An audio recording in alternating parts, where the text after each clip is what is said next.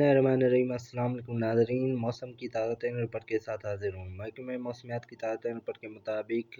تیار ہو جائیں بارشوں کے زبردست سسٹم کے لیے، جو کہ آج سے خیبر پختونخوا، پنجاب، بلوچستان کے مختلف علاقوں سمیت سندھ کے بالائی علاقوں میں گرج چمک کے ساتھ بارش اور کشمیر، گلگت بلتستان سمیت ملک کے بالائی علاقوں میں شدید برفباری کا سبب بنے گا۔ تازہ ترین رپورٹ کے مطابق آنے والے 72 گھنٹوں کے دوران دیر، چترال، سوات، مانسہرہ، ہری پور، کوہستان، ایبٹ آباد، پشاور، چارسدہ، نوشہرہ، صوابی، کرک، باجوڑ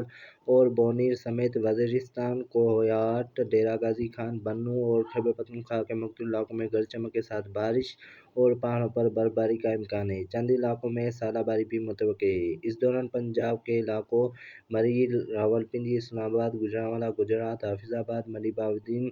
لیا، اوکاڑہ، ڈیرہ غازی خان، پاکپتن، بھکر،